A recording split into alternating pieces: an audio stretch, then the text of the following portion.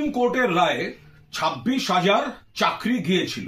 তাতে একদল বলেছিলেন সকলের চাকরি খেতে হবে এবং একদল পৈশাচিক আনন্দ করেছিলেন। মাননীয় মুখ্যমন্ত্রী পাশে দাঁড়িয়েছেন তাদের যাদের জীবনের ওপর যন্ত্রণা নেবে হলো। রিভিউ পিটিশন হচ্ছে, পাশাপাশি সুপ্রিম কোর্টকে সম্মান দিয়ে পরীক্ষার পদ্ধতি হচ্ছে এবং তার পাশাপাশি গ্রুপ সি গ্রুপ ডি যারা আচমকা চাকরি হারিয়ে পরিবারগুলো পথে বসেছিল তাদের আর্থিক সুরক্ষা দিতে অন্তর্বর্তীকালীন একটা ভাতা, একটা রিলিফের ব্যবস্থা করেছিলেন মুখ্যমন্ত্রী।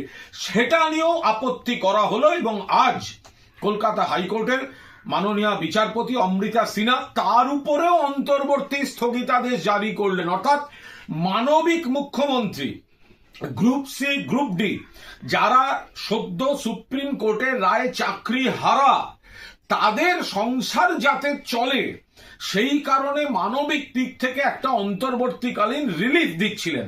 সেটা আটকাতেও কারা কোর্টে গেল, কারা কোর্টে গেছে এদের দেখুন, এদের চিহ্নিত করুন।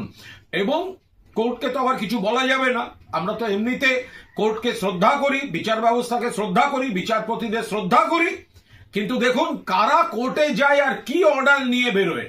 তো সেখানে আমরা দেখলাম যে অমৃতা সিনহা তিনি অন্তর্বর্তীকালীন এই ভাতা সেটাও আপাতত অন্তর্বর্তীকালীন স্থগিতাদেশ দিলেন। আইনে কি করবে রাজ্য সরকার সেটা রাজ্য সরকার আইনগত দিক থেকে দেখবে, কিন্তু আমরা বলবো বন্ধু তোমার পথের সাথীকে চিনে নিও, পথে কে পাশে থাকে আর কারা চাকরি খাবো, অন্তর্বর্তীকালীন ভাতা পেতে দেব না, বিপদে পাশে থাকবো না, লোককে কষ্ট দিয়ে চোখে জল ফেলে তাই নিয়ে বিরোধী রাজনীতি করব, এদেরকে চিনে রাখতে হবে।